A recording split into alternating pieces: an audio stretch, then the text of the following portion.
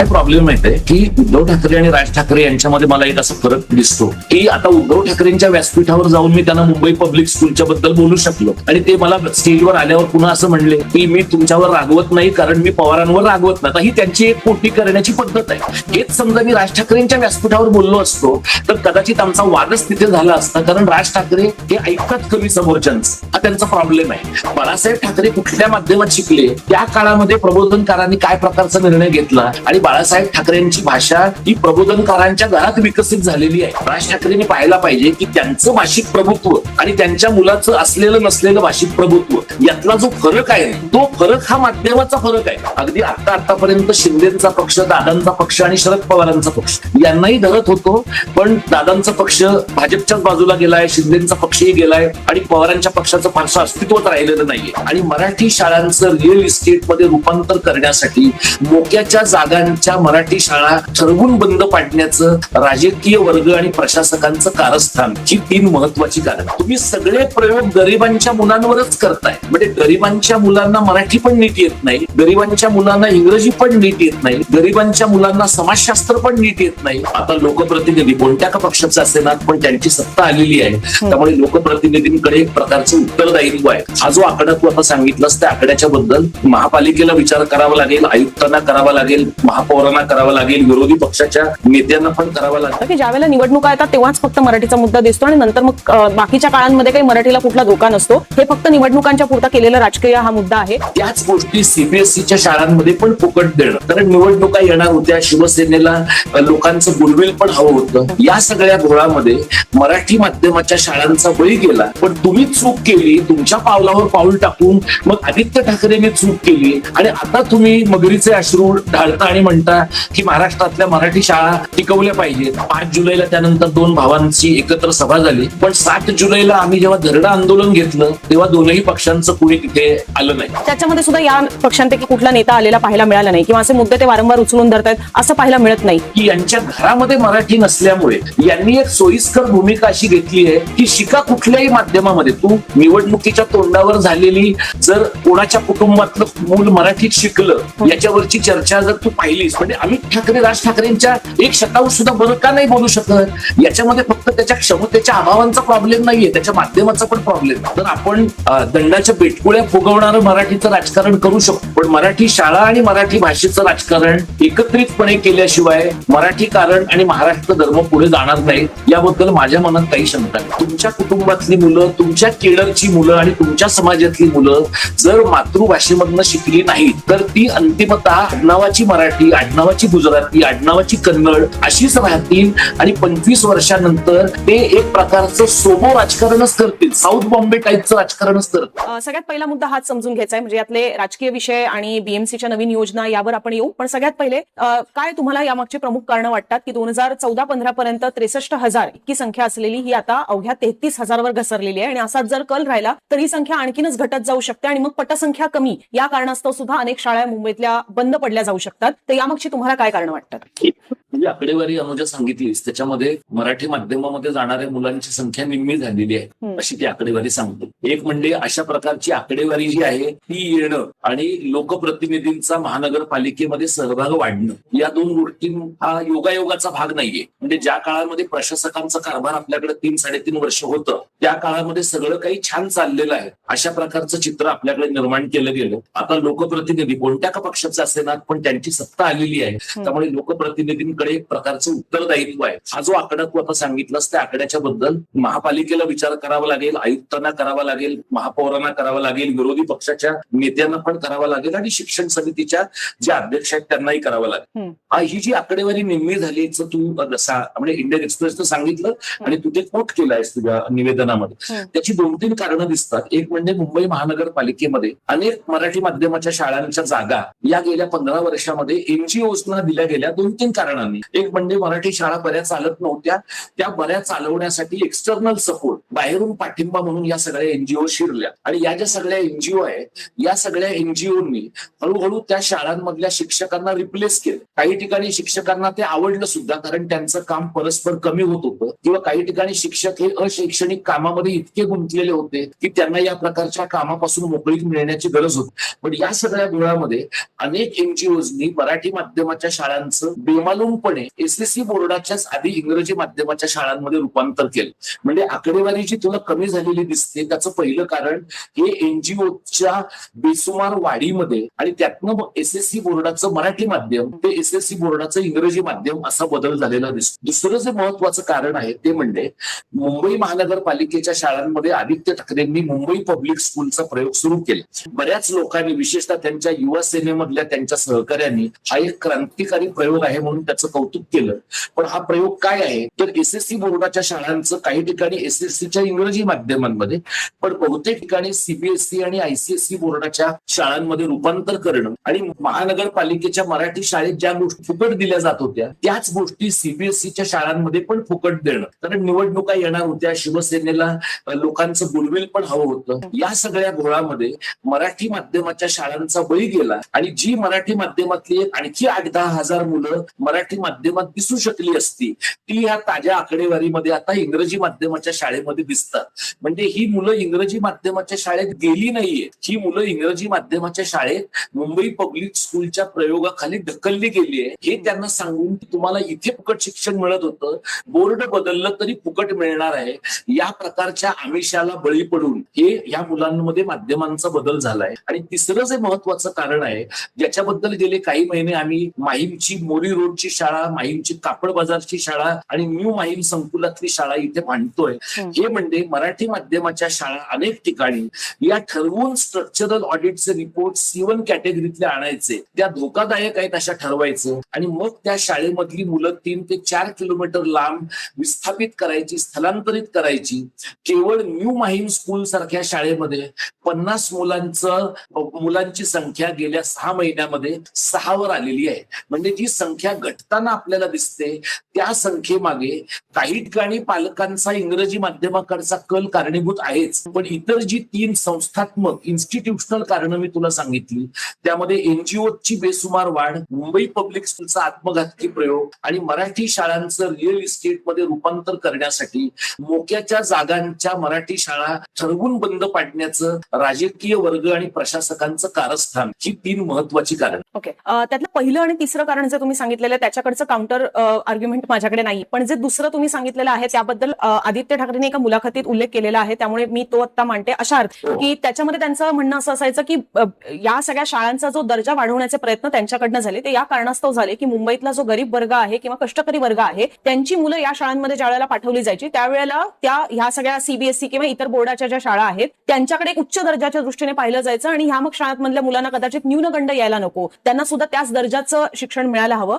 ही सगळी कारणं लक्षात घेता किंवा ह्या गोष्टी लक्षात घेता मुंबईतल्या सुद्धा त्या पब्लिक स्कूल करण्यात आल्या किंवा त्याचा त्या पद्धतीने दर्जा तशा पद्धतीने सुधारवण्यात आला. मला जेवढं आठवतंय की तुम्हाला आत्ताच ज्या वेळेला मी चुकत नसेल तर मराठी भाषा गौरव दिनी जो पुरस्कार देण्यात आला त्याही वेळेला तुम्ही उद्धव ठाकरेंसमोर हा मुद्दा मांडलेला आहे. तर मला ह्यावर तुमची बाजू समजून घ्यायची आहे की तुम्हाला त्याबद्दल सुद्धा त्यांच्याकडनं काही सांगण्यात आलं का आणि हे जे आदित्य ठाकरेंनी त्यांचं वर्जन मांडलेलं आहे यावर तुम्हाला काय वाटतं? तो जो मुद्दा मांडलास अनुजा त्याच्याबद्दल अनेक वेळेला उद्धव ठाकरे साहेबांशी आणि आदित्य ठाकरे यांच्याशी सुद्धा म्हणजे आम्ही अनौपचारिकरित्या आमचे मुद्दे मांडले, पब्लिक प्लॅटफॉर्मवर मुद्दे मांडलेले आहेत. म्हणजे मी मुंबई पब्लिक स्कूलचा प्रयोग चुकीचा आहे हे मी उद्धव ठाकरेंच्या सरकारमध्ये ओएसडी असताना पण बोललो आहे आणि त्याबद्दल मी 4 लोकांच्या शिव्या पण त्यावेळेला खाल्ल्या होत्या. आणि तू योग्य मुद्दा आता मांडलास की त्यांनी ज्या वेळेला 27 फेब्रुवारीला मराठी भाषा संवर्धक पुरस्कार मला दिला त्याही व्यासपीठावर मी त्यांना मुंबई पब्लिक स्कूलचा प्रयोग तुम्ही बंद केला पाहिजे अशा प्रकारचं म्हणणं मांडलं. तू जे आदित्य ठाकरेंचा मुद्दा मांडलास तो मी थोडा स्पष्ट यासाठी करतो की या त्यांच्या स्पष्टीकरणात एक गल्लत आहे. ते स्वतः बॉम्बे स्कॉटिशचे आहेत, म्हणजे त्यांनी इंग्रजी माध्यमाच्या शाळेमध्ये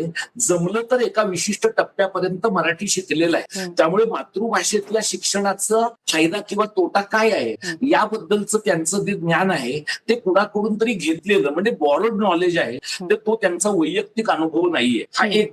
दुसरं म्हणजे महानगरपालिकेच्या मराठी माध्यमाच्या शाळा त्यांचा प्रॉब्लेम काय होता, वर्ग खोल्या चांगल्या नसायच्या मुलींसाठी, विशेषतः 7वी नंतरच्या मुलींसाठी प्रसाधन गृह चांगली नव्हती आणि मुलांना तिथे नीट बसता यावं यासाठी वाचनालय असेल, मैदान असेल अशा प्रकारच्या सोयी नव्हत्या. आता हे जे सगळं करणं आहे ज्याला आपण इन्फ्रास्ट्रक्चरचं अपग्रेडेशन म्हणतो, हे करणं आणि माध्यम बदलणं या 2 स्वतंत्र गोष्टी आहेत.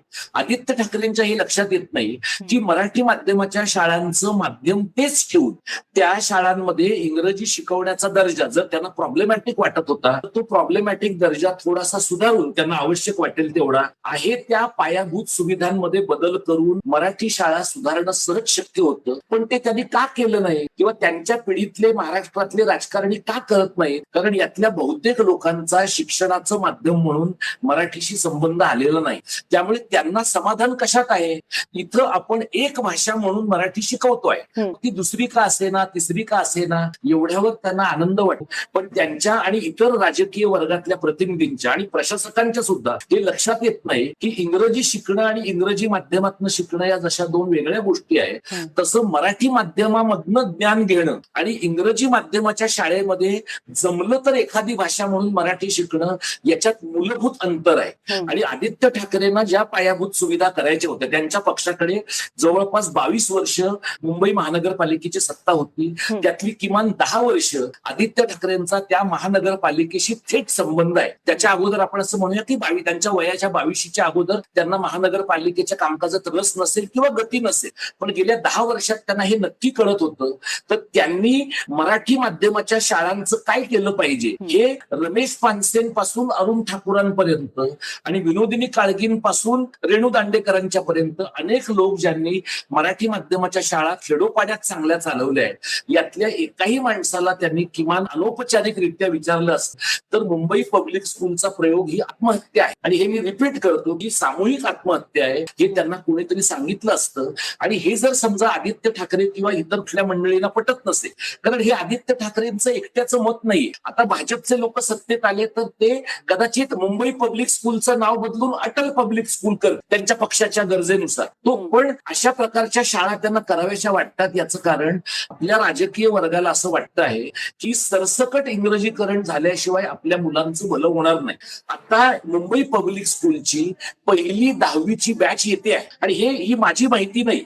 गगराणी आणि प्राची जांभेकर आणि ढाकणे या तिघांना जेव्हा महिन्याभरापूर्वी आम्ही भेटलो तेव्हा त्यांनी दिलेला डेटा आहे. माझं असं म्हणणं आहे की महानगरपालिकेतल्या शिवसेना पक्षाच्या गटाने आता भाजप आणि शिंदेच्या पक्षाकडे अशी मागणी करावी की गेल्या 10 वर्षामध्ये मुंबई पब्लिक स्कूल मधनं जी मुलं शिकली आहेत त्या मुलांना मराठी किती येतं आहे, इंग्रजी किती येतं आहे आणि माध्यमांतरामुळे आणि बोर्ड बदलल्यामुळे त्या मुलांच्या गुणवत्तेमध्ये मूलभूत फरक पडला आहे का, याचं स्पष्ट ऑडिट सगळ्यांनी करून घ्यावं. आणि ते करून घेतल्यानंतर जर त्यांना हे लक्षात आलं की यातनं मुलांना कळण्याच्या ऐवजी मुलांचं नुकसानच अधिक होतंय, तर सगळ्या राजकीय पक्षांनी, मग ते सत्तेतले असतील किंवा विरोधातले असतील, त्यांनी मनाचा मोठेपणा दाखवावा आणि हा माध्यमांतराचा आणि बोर्ड बदलण्याचा आत्मघातकी प्रयोग मागे घ्यावा. कारण तुझ्या मगाशच्या बोलण्यात तुझे म्हणालीस की गरिबांची मुलं शिकतायत, तुम्ही सगळे प्रयोग गरिबांच्या मुलांवरच करताय. म्हणजे गरिबांच्या मुलांना मराठी पण नीट येत नाही, गरिबांच्या मुलांना इंग्रजी पण नीट येत नाही, गरिबांच्या मुलांना समाजशास्त्र पण नीट येत नाही आणि सीबीएसईच्या आयसीएसईच्या महाराष्ट्राचा फारसा संदर्भ नसलेल्या अभ्यासक्रमामध्ये या मुलांची वैचारिक होरपळ होते. हे जर आदित्य ठाकरे किंवा अमित ठाकरे किंवा सेनेचे कोणी, भाजपचे कोणी लोक किंवा शिंदे गटाचे कोणी लोक जर प्रत्यक्षात वर्ग खोलीमध्ये बसून त्यांनी बघितलं, शाळेमध्ये शिकवणाऱ्या शिक्षक बोलणं केलं, तर त्यांना लक्षात येईल की काचा चकचकीत झालेल्या आहेत. कदाचित टॉयलेट सुद्धा काही ठिकाणी सुधारली असतील, पण मुलांच्या शिक्षणाचा बळी गेलेला आहे. हे म्हणजे काउंटर करायचं त्यांचं नॅरेटिव्ह म्हणून मी तुला सांगत नाही की त्यांची एक भूमिका आहे, आमची दुसरी भूमिका आहे. त्यांना सुद्धा मराठी मुलांचं हित नको असेल असं माझं म्हणणं नाही, पण काही वेळेला एखाद्या समाजाचं हित करण्याच्या प्रयत्नामध्ये आपलं जे आयडिओलॉजिकल प्रिडिस्पोजिशन आहे, आपली जी विचारसरणी आहे आणि त्यातले जे पूर्वग्रह आहेत ते अनेकदा अंगलट येतात. हा विचार, माझी विनंती आणि तीच विनंती मी उद्धव ठाकरे साहेबांना पण केली होती, तुम्ही मनाचा मोठेपणा दाखवून तुमच्या पक्षाने आणि आता सत्तेत सुद्धा जे आहेत त्यांनी मुंबई पब्लिक स्कूलच्या प्रयोगातले धोके काय आहेत हे तुम्ही तपासून पहा, लोकांच्या पर्यंत पब्लिक डोमेन मध्ये ते आणा. आणि जर तटस्थपणे झालेल्या अभ्यासातनं असं समजा लक्षात आलं की मुंबई पब्लिक स्कूलच्या प्रयोगातनं काहीच नुकसान होत नाहीये लोकांचं, आम्ही पण त्या चर्चेमध्ये सहभागी होऊ, आम्ही पण त्याच्याबद्दलचे आमचे इनपुट्स देऊ. पण जे घडतं आहे त्यातनं अंतिमतः एसएससी बोर्डाच्या मराठी माध्यमाच्या शाळा पुढच्या 10 वर्षात पूर्णतः नष्ट होतील याबद्दल माझ्या मनात शंका नाही. ओके, ही आकडेवारी बद्दल थोडी त्याची फोड करायची झाली तर ती फार फ्लक्च्युएट होते असं सुद्धा दिसतं. म्हणजे 2014-15च्या वेळेला ज्यावेळेला 63,000 विद्यार्थी आहेत, 15-16ला ते 59,000 साधारणतः एक 4,000च्या फरकानं कमी झालेले आहेत. 2016-17ला मात्र ते एकदम कमी झालेले आहेत. 35,000 वर घसरलेले आहेत. म्हणजे साधारणतः 14% घट आपल्याला याच्यामध्ये पाहायला मिळते. आणि परत 17-18 मध्ये ते 42,000 पर्यंत वाढलेले पाहायला मिळतात. म्हणजे एक 6-7 हजारांनी वाढलेले पाहायला मिळतात. मग परत ते 36,000 वर घसरत आहेत. हे सतत वाढतायत, कमी होत आहेत, वाढतायत, कमी होत आहेत. आणि 19 नंतर तर मात्र सातत्यानं तो आकडा घसरतच चाललेला आहे. तो 33,000 वर आला, मग 32,000 वर आला आणि आता परत 33,000 वर स्थिरावलेला आहे. असं का होतंय? म्हणजे मध्येच आकडा वाढतोय त्यावेळेला असं काय अचानक घडतंय की लोकांना वाटतं की आपण आपल्या मुलांना, पाल्यांना मराठी शाळांमध्ये टाकूया आणि परत ती संख्या घसरत चाललेली आहे. हा जो सतत बदलणारा ट्रेंड दिसतोय त्याबद्दल तुमची काय निरीक्षण आहेत? याच्यामध्ये ना अनुभव, यातली काही कारणं अशैक्षणिक आहे. म्हणजे 2014-15 पासून 24-25 पर्यंतच्या काळामध्ये लोकांची जी आकडेवारी बदलते ना, त्या आकडेवारीमध्ये आता वर्तमानपत्रात ती आकडेवारी नाही की प्रभागनिहाय मुलांची संख्या किती कमी अधिक झाली, कारण ही आकडेवारी शहराची आहे. प्रभागनिहाय किंवा एखाद्या छोट्या, म्हणजे दादरमध्ये काय घडलंय, परळमध्ये काय घडलंय, भायखळ्यात काय घडलंय, हे जर कळलं ना आपल्याला, तर काही ठिकाणी जिथं पुनर्विकास घडतोय, पुनर्विकास घडून माणसं जिथे स्थलांतरित होत आहेत, मुंबईच्या बाहेर टाकली जात आहेत, अशा ठिकाणी तुला असं जाणवेल की मोठ्या प्रमाणात लोक जेव्हा शहरातनं बाहेर पडतात त्यावेळेला त्या मुलांमुळे मुंबईमध्ये 5-6 हजाराचा आकडा कमी झाला, तर तो 5-6 हजाराचा आकडा मुंबई शेजारच्या एखाद्या छोट्या शहरात वाढलाय का, ठाण्याच्या जवळच्या एखाद्या शहरात, छोट्याच्या गावात किंवा एखाद्या छोट्याच्या उपनगरात वाढलाय का, हे आपण तपासून पाहायला पाहिजे. आणि तू जे फ्लक्च्युएशन म्हणतेस ते फ्लक्च्युएशन हे मराठी माणसाच्या गेल्या 10-12 वर्षातल्या इथल्या बदलत्या लोकसंख्येच्या ग्राफचं पण लक्षण आहे. म्हणजे जशी तू मराठी माध्यमातली आकडेवारी दिलीस तशी उर्दू, हिंदीची पण आकडेवारी वर्तमानपत्रामध्ये प्रसिद्ध झालेली आहे. आता ही जी उर्दूची आकडेवारी आहे, तुला असं लक्षात येईल की एक काळ असा होता की मराठी माध्यमाच्या शाळांमध्ये अनेक मुसलमान मुलं शिकायची आणि त्यांना त्यांच्या घरामध्ये ते कदाचित थोडं फारसी अरेबिक जुन्या पालकांच्यामुळे बोलत असतील, मशिदीत कदाचित बोललं जात असेल, पण मुलं अस्खलित मराठी बोलायची. विशेषतः 92-93च्या दंगलीनंतर आणि 2002-2003च्या दंगलीनंतर जे गेटोआयझेशन झालं, त्यामुळे मुसलमान मुलांची मराठी शाळेमध्ये शिकण्याची प्रवृत्ती जवळपास बंद झाली आणि त्यामुळे उर्दू शाळांची संख्या आणि उर्दू शाळांमधल्या मुलांची संख्या वाढली. आणि त्याच बरोबरीने या शाळांना अल्पसंख्याक दर्जा पण मिळाला. 2005च्या नंतर जेव्हा आरटीईचा कायदा आला, त्या आरटीईच्या कायद्यामध्ये शासनाच्या शाळा किंवा अनुदानित मराठी शाळा यांना खूप सवलती नाहीये किंवा यांच्या दृष्टीने खूप महत्वाचे मुद्दे नाहीयेत, पण ज्या अल्पसंख्याक शाळा आहेत त्या अल्पसंख्याक शाळांना आरटीई कायद्याच्या अंमलबजावणीमध्ये काही ठेवता येण्याची सोय असल्यामुळे अनेक संस्थांनी गेल्या काही वर्षामध्ये अल्पसंख्याक दर्जा वेगाने मिळवून घेतलाय. अगदी अलीकडचं उदाहरण म्हणजे ज्याची वर्तमानपत्रात बातमी झाली, अजित पवारांचं ज्या दिवशी अपघाती निधन झालं दुर्दैवाने, त्याच दिवशी त्यांच्याकडच्या विभागाने 70 ते 80 शाळांना अल्पसंख्याक दर्जा बहाल केला. म्हणजे राज्यात दुखवटा असताना जर अशा प्रकारचा अल्पसंख्याक दर्जा दिला जात असेल तर अल्पसंख्याक दर्जाच्या शाळांचं अर्थकारण पूर्ण वेगळं आहे. आणि त्यामुळे मराठी मुसलमान मुलं जी एकेकाळी मराठी शाळांमध्ये होती ती उर्दूमध्ये गेली आणि उत्तर भारतीय मुसलमानांची मुलं आधी उर्दू शाळांमध्येच होती, आता ती फक्त उर्दू शाळांमध्ये गेली. त्यामुळे त्यांचं मराठी शिकणं जवळपास थांबलं आणि हिंदी शाळांची किंवा हिंदीतल्या मुलांची पण संख्या तुला वाढलेली दिसते. आणि हा थेट पुरावा आहे प्रचंड मोठ्या प्रमाणात उत्तर भारतातल्या लोकांची लोकसंख्या मुंबई उपनगर आणि MMR प्रांतामध्ये वाढत असण्याची. म्हणजे मराठी माध्यमातल्या मुलांची संख्या फ्लक्च्युएट होणं, कमी होणं, पण उर्दू आणि हिंदी माध्यमातल्या मुलांची संख्या वाढणं हा केवळ शाळांच्या अंगाने नाही, इथल्या भाषिक डेमोग्राफीच्या अंगाने सुद्धा अत्यंत धोक्याची घंटा आहे. आणि जर पुढे मागे MMRचं वेगळं राज्य करायचं झालं, जे आपल्याकडच्या इन्फ्रा वर भर देणाऱ्या लोकांच्या मनामध्ये आहे, तर या लोकांना उर्दू माध्यमाच्या शाळा आणि हिंदी माध्यमाच्या शाळा याच्यासारखा सोयीचा दुसरा मतदारसंघ नाही. त्यामुळे मराठी माध्यमाच्या शाळांच्या घटत्या संख्येकडे याही दृष्टीनं पाहिलं पाहिजे. मध्येच तुला दिसतंय की 1-2 ठिकाणी आकडेवारी संख्या थोडीफार वाढली आहे. कोविडच्या नंतर 1-2 वर्ष असं झालं, एखादंच वर्ष, की कोविडच्या नंतर मराठी माध्यमाच्या शाळांमध्ये ग्रामीण भागात किंवा इतरत्र मुलांची संख्या वाढली. मुंबईत पण काही भागांमध्ये वाढली, सरसकट वाढली असं नाही. तर जे आपल्याकडचे भाबडे मराठीवादी कार्यकर्ते आहेत त्यांचं असं म्हणणं पडलं की नाही, आता लोकांचं मराठीवरचं प्रेम वाढलेलं आहे आणि त्यामुळे लोकांची मुलं मराठी माध्यमाच्या शाळेत जात आहेत. त्याही वेळेला या लोकांना सांगितलं होतं की कोविडने माणसांचं कंबरडं मोडलं आहे, लोकांना इंग्रजी माध्यमाची किमान फी पण परवडेना झाली आहे.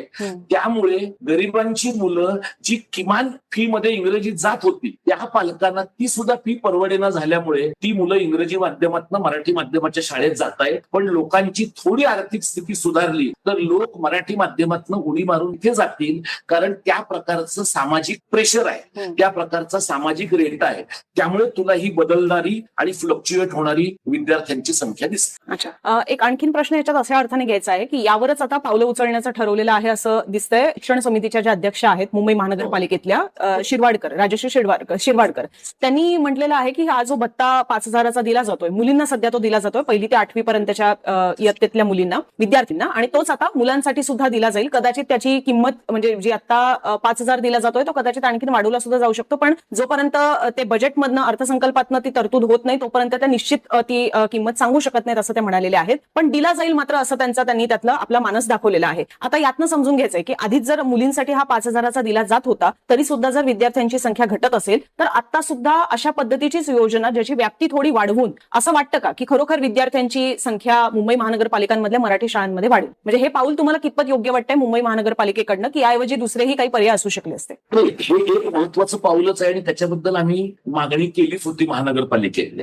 की अशा प्रकारचा भत्ता विद्यार्थ्यांना म्हणजे मुलांना सुद्धा मिळावा. आमचं म्हणणं त्याच्याबद्दलच असं आहे की लोक अलीकडे काय करतायत, मुलगी असेल तर मराठी माध्यमाच्या, हे जुनं आहे. जसं लोक मुलींना आर्ट्सला आणि कॉमर्सला पाठवायचे आणि मुलांना इंजिनिअरिंगला पाठवायचे कारण मुलीच्या शिक्षणावर खर्च करण्याची काय गरज आहे, अशा प्रकारची एक धारणा लोकांच्या मनामध्ये होती. तसं मुली मराठी माध्यमाच्या शाळांमध्ये आणि मुलं इंग्रजी माध्यमाच्या शाळांमध्ये, किंवा मुलगी इंग्रजी माध्यमाच्या शाळेत घातली तरी एसएससी बोर्डाच्या शाळेमध्ये आणि मुलगा मात्र सीबीएसई, आयसीएसई किंवा आयजीसीएसईच्या शाळांमध्ये, अशा प्रकारचा भेद पालकच करतायत. तर तो जो भेद आहे तो कमी होण्याची एक शक्यता अशा प्रकारचा भत्ता मुलांना देण्यात आला तर त्यातली काही मुलं मराठी माध्यमाच्या शाळेकडे वळतील आणि त्यामुळे महानगरपालिकेनं अशा प्रकारच्या भत्त्याचा प्रयोग जरूर करावा. तशा प्रकारची मागणी मराठी अभ्यास केंद्रानं पण केली आहे आणि आम्ही शिक्षक हे आमच्या संलग्न संस्थेनं पण केली. आता ही जी मागणी आहे अनुजा, की त्या मागणीमुळे सगळं चित्र हलबेल होईल, लोक उद्यापासून लगेच मराठी माध्यमाच्या शाळेमध्ये मुलांना टाकतील असं आमचा अजिबात समज नाही. बाहेर परिस्थिती अशी आहे की मराठी माध्यमाच्या शाळांचं ज्या पद्धतीनं ऑडिट होत आहे, मराठी माध्यमाच्या शाळांच्या बद्दल ज्या पद्धतीनं लोक टोकदारपणे बोलतात, म्हणजे असरच्या रिपोर्टमध्ये येतं की एवढ्या मुलांना इतक्या इयत्तेचं पण वाचता येत नाही. आमचं म्हणणं असं आहे की जर तुम्हाला मराठी शाळांना लेव्हल प्लेइंग फील्ड द्यायचं असेल, समसमान पातळीवरून त्यांनी स्पर्धा करावी अशी तुमची अपेक्षा असेल, तर ज्या पद्धतीनं मराठी शाळांचं ऑडिट होतं त्याच पद्धतीनं एसएससी बोर्डाच्या इंग्रजी माध्यमाच्या शाळा, सीबीएसई, आयसीएसई, आयबी, आयजीसीएसई या सगळ्या बोर्डांच्या इंग्रजी माध्यमाच्या शाळा आणि यामध्ये इंग्रजी, मराठी आणि सामाजिक शास्त्र हे या विषयांमधलं मुलांचं आकलन नेमकं काय आहे याचं तटस्थपणे आणि पब्लिक डोमेन मधलं मूल्यमापन व्हावं. ते होणं म्हणजे जसा विद्यार्थ्यांना भत्ता देणं गरजेचं आहे तसं मुंबईतल्या मराठी शाळा, इंग्रजी शाळा यांच्या स्थितीगतीबद्दलची स्टेटस रिपोर्ट, स्थितीदर्शक अहवाल, कारण श्वेतपत्रिका राज्य सरकार करतं, स्थितीदर्शक अहवाल करावा अशी मागणी आम्ही 2 महिन्यांच्या पूर्वी भूषण गगराणेंकडे केली. म्हणजे ज्या वेळेला निवडणुका व्हायच्या होत्या त्यावेळेला आम्ही मागणी केली होती.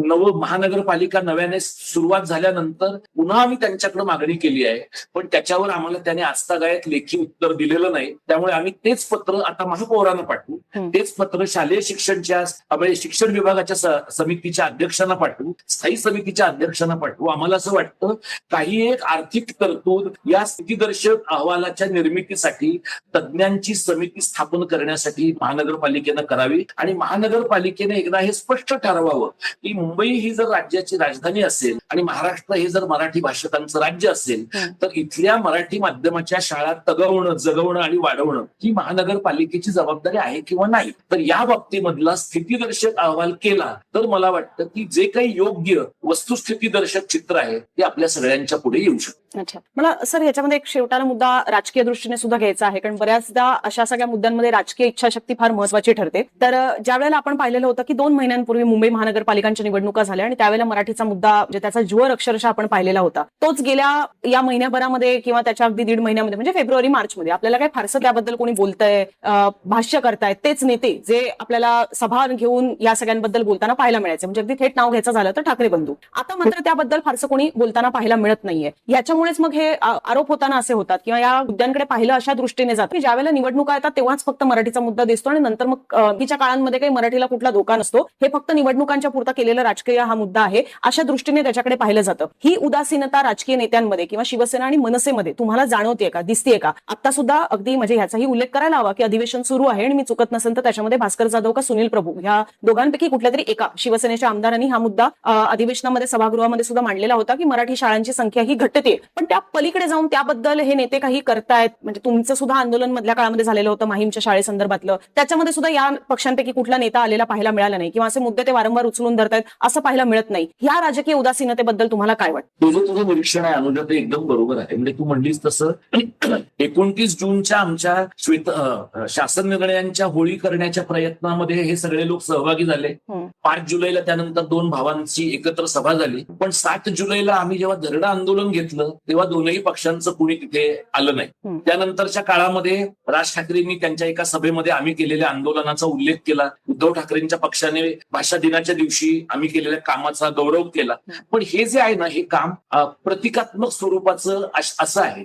आणि तुझा मुद्दा बरोबर आहे की ठाकरे बंधूंनी मराठी माध्यमाच्या शाळा, म्हणजे शाळा, भाषा, मराठी माणूस, मराठी कारण आणि महाराष्ट्र धर्म ही साखळी आहे. या साखळीच्या बद्दलची जी साक्षरता आपल्या सगळ्या राजकीय पक्षांमध्ये असली पाहिजे आणि त्यातही मराठीवादी राजकीय पक्षांमध्ये अधिक असली पाहिजे. आणि यातल्या प्रादेशिक पक्षांमध्ये मी अगदी आतापर्यंत शिंदेचा पक्ष, दादांचा पक्ष आणि शरद पवारांचा पक्ष यांनाही धरत होतो. पण दादांचा पक्ष भाजपच्याच बाजूला गेलाय, शिंदेचा पक्षही गेलाय आणि पवारांच्या पक्षाचं फारसं अस्तित्वच राहिलेलं नाहीये. त्यामुळे या 3 लोकांनी मराठीवादी भूमिका घ्या असं म्हटलं तरी ते घेणार नाहीत. हे जे उरलेले 2 मराठीवादी पक्ष आहेत, सेना आणि मनसे, यांचा प्रॉब्लेम असं झालेला आहे की यांच्या घरामध्ये मराठी नसल्यामुळे यांनी एक सोयीस्कर भूमिका अशी घेतली आहे की शिका कुठल्याही माध्यमामध्ये. तू निवडणुकीच्या तोंडावर झालेली जर कोणाच्या कुटुंबातलं मूल मराठीत शिकलं याच्यावरची चर्चा जर तू पाहिलीस, तूही काही वेळेला चर्चा कंडक्ट केलेल्या तशा, तर अशा चर्चांमध्ये तू पाहशील की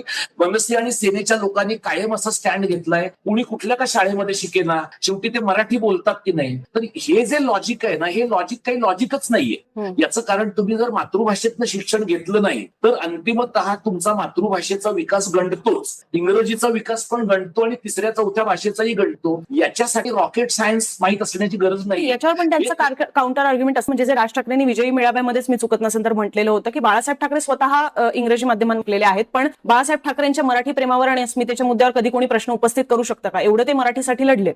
काय प्रॉब्लेम आहे की उद्धव ठाकरे आणि राज ठाकरे यांच्यामध्ये मला एक असा फरक दिसतो की आता उद्धव ठाकरेंच्या व्यासपीठावर जाऊन मी त्यांना मुंबई पब्लिक स्कूलच्या बद्दल बोलू शकलो आणि ते मला स्टेजवर आल्यावर पुन्हा असं म्हणले की मी तुमच्यावर रागवत नाही कारण मी पवारांवर रागवत नाही. ही त्यांची एक पोटी करण्याची पद्धत आहे. हेच समजा मी राज ठाकरेंच्या व्यासपीठावर बोललो असतो तर कदाचित आमचा वादच तिथे झाला असता, कारण राज ठाकरे हे ऐकतात कमी समोरच्यांचं, हा त्यांचा प्रॉब्लेम आहे. बाळासाहेब ठाकरे कुठल्या माध्यमात शिकले, त्या काळामध्ये प्रबोधनकारांनी काय प्रकारचा निर्णय घेतला आणि बाळासाहेब ठाकरेंची भाषा ही प्रबोधनकारांच्या घरात विकसित झालेली आहे. राज ठाकरेंनी पाहायला पाहिजे की त्यांचं भाषिक प्रभुत्व आणि त्यांच्या मुलाचं असलेलं नसलेलं भाषिक प्रभुत्व यातला जो फरक आहे तो फरक हा माध्यमाचा फरक आहे. आणि तो जर फरक तुमच्या लक्षात मग म्हणजे अमित ठाकरे राज ठाकरेंच्या 1% सुद्धा बरं का नाही बोलू शकत, याच्यामध्ये फक्त त्याच्या क्षमतेच्या अभावांचा प्रॉब्लेम नाहीये, त्याच्या माध्यमाचा पण प्रॉब्लेम.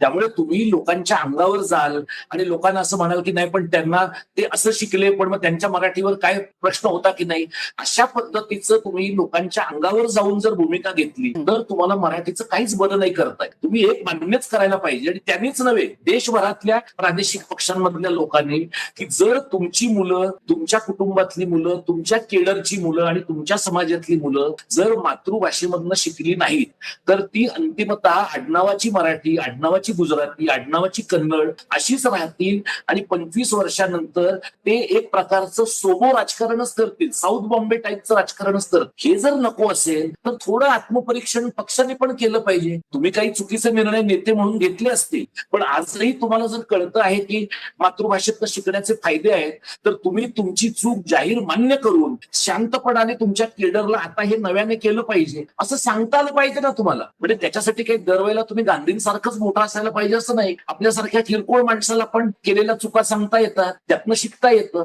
त्यामुळे मातृभाषेतनं आपली मुलं न शिकवणं ही एक गंभीर राजकीय चूक आहे. आणि मी फक्त या दोघांच्या बद्दल बोलत नाही. तू जो उल्लेख केलास की विधानसभेमध्ये प्रश्न विचारले गेले, सेनेच्या लोकांनी प्रश्न विचारला, त्याच्यामध्ये अमोल मिटकरी पण होते.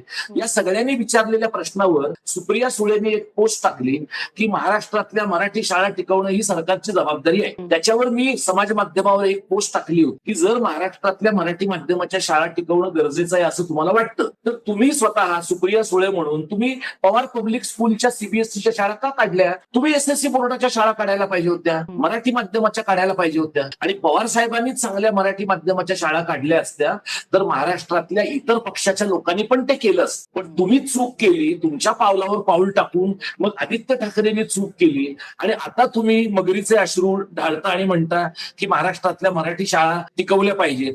मग तशा परिस्थितीमध्ये बरेच जुने शिवसैनिक आणि बरेच जुने संघवाले असे आहेत की ज्यांच्या भूमिका राजकीय काही असतील पण खासगीत त्यांनी आपली मुलं मराठी माध्यमात पाठवली आहेत ना. तो निर्णय महत्वाचा निर्णय आहे. तर मला असं वाटतं की आपल्या सगळ्या राजकीय वर्गाने थोडा फेरविचार केला पाहिजे आणि तो जर फेरविचार नाही केला आपल्या लोकांनी तर आपण दंडाच्या बेटकुळ्या फुगवणारं मराठीचं राजकारण करू शकतो. पण मराठी शाळा आणि मराठी भाषेचं राजकारण एकत्रितपणे केल्याशिवाय मराठी कारण आणि महाराष्ट्र धर्म पुढे जाणार नाही याबद्दल माझ्या मनात काही शंका नाही.